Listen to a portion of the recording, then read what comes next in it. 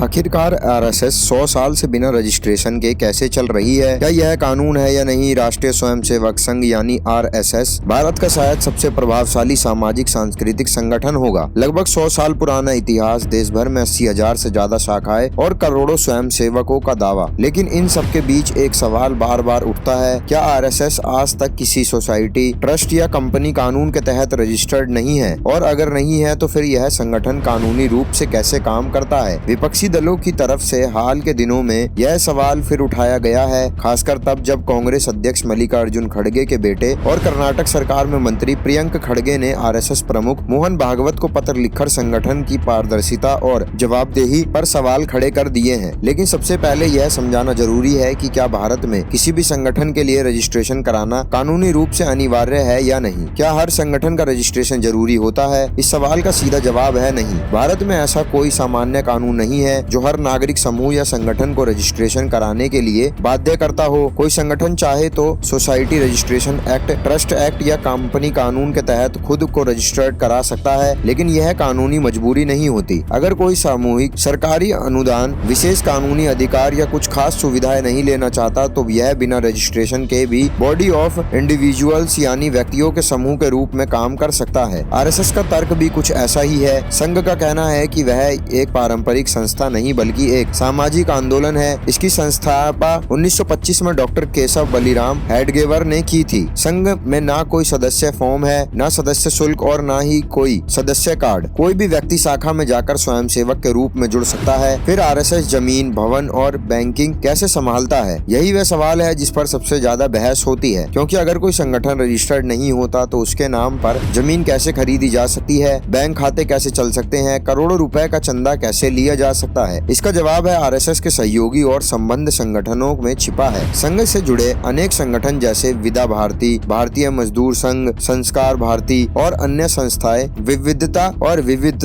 Registered है। इनके अपने बैंक खाते हैं, ऑडिट रिपोर्ट हैं और कानूनी ढांचे होते हैं। उदाहरण के तौर पर दिल्ली स्थित संघ के नए मुख्यालय केशव कुंज का निर्माण सीधे आरएसएस के नाम पर नहीं हुआ। इसके लिए केशव स्मारक समिति नामक एक ट्रस्ट के माध्यम से धन एकत्रित किया गया और निर्माण कार्य पूरा किया गया। यानी व्यवहारिक रूप से संपत्ति और वित्तीय गतिविधियां विभिन्न ट्रस्टों और संस्थाओं के जरिए संचालित होती हैं। अब अगला सवाल, क्या आरएसएस के सदस्यों का कोई रिकॉर्ड नहीं होता? संघ की कार्यप्रणाली अन्य संगठनों से काफी अलग है। आरएसएस के पास कई सामाजिक सदस्यता रजिस्ट्रेशन नहीं है। आप किसी सूची में यह नहीं देख सकते कि कौन व्यक्ति संघ का सदस्य है और कौन नहीं। हालांकि शाखाओं के स्तर पर उपस्थिति और गतिविधियों का रिकॉर्ड रखा जाता है। इन्हीं आंकड़ों के आधार पर संघ हर साल शाखाओं और स्वयंसेवकों की संख्या का अनुमान जारी कर देता है, लेकिन यह संख्या पूरी तरह स्थायी नहीं होती, क्योंकि शाखाओं में आने जाने वाले लोगों की संख्या समय के साथ बदलती रहती है। क्या टैक्स विभाग ने कभी सवाल नहीं उठाया? इसका जवाब है उठाया था। 1970 के दशक में आयकर विभाग ने आरएसएस को मिलने वाली गुरु दक्षिणा पर टैक्स लगाने की कोशिश की थी। मामला अदालत तक पहुंचा और लंबी कानूनी प्रक्रिया के बाद 1984 में पटना हाई कोर्ट ने फैसला दिया कि आरएसएस एक बॉडी ऑफ इंडिविजुअल है और उसे मिलने वाली गुरु दक्षिणा पर कर छूट मिल सकती है। इस फैसले ने संघ की कार्यप्रणाली को कानूनी मान्यता प्रदान की। यही कारण है कि दशकों से संघ बिना किसी बड़े कानूनी विवाद के अपनी गतिविधियां संचालित करता रहता है और करता रहा है। फिर विवाद दोबारा क्यों खड़ा हुआ? हालिया विवाद की शुरुआत कर्नाटक सरकार के मंत्री प्रियंक खड़गे के बयान से हुई। उन्होंने कहा कि जब कोई संगठन देश की राजनीति, नीतियों और सत्ता संरक्षण पर इतना व्यापक प्रभाव रखता है तो उसे अपनी फंडिंग, पदाधिकारियों और निर्माण प्रक्रिया को सार्वजनिक करना ही होगा। विपक्ष का तर्क है कि यदि आरएसएस देश के राजनीति और प्रशासनिक निर्माण में प्रभावित करता है तो उससे पारदर्शिता और जवाबदेही की अपेक्षा भी की जानी चाहिए। दूसरी ओर संघ और उसके समर्थकों का कहना है कि संगठन की कार्यप्रणाली पूरी तरह कानूनी है और वह पिछले 100 वर्षों से इसी मॉडल पर काम करता आया है। निष्कर्ष तथ्यों के आधार पर देखें तो आरएसएस का बिना रजिस्ट्रेशन के काम करना अपने आप में गैर कानूनी नहीं माना गया है। भारतीय कानून ऐसे नागरिक समूहों को अस्तित्व और गतिविधियों की अनुमति दे देता है, लेकिन जैसे जैसे संगठन का प्रभाव बढ़ा है वैसे वैसे उनकी पारदर्शिता, वित्तीय व्यवस्था और सार्वजनिक जवाबदेही को लेकर सवाल भी बढ़े हैं। यही वजह है कि कानूनी बहस अब केवल रजिस्ट्रेशन तक सीमित नहीं है, बल्कि इस बात पर भी केंद्रित हो गई है कि देश के सबसे प्रभावशाली संगठन में से होने के नाते आरएसएस को कितना सार्वजनिक जवाबदेही स्वीकार करनी चाहिए। आरएसएस को लेकर आपके क्या विचार हैं, आप हमें कमेंट बॉक्स में लिखकर जरूर बताएं। साथ ही हमारे चैनल को सब्सक्राइब करें, इस वीडियो को लाइक और शेयर करें, ज्यादा से ज्यादा लोगों तक पहुँचाएं।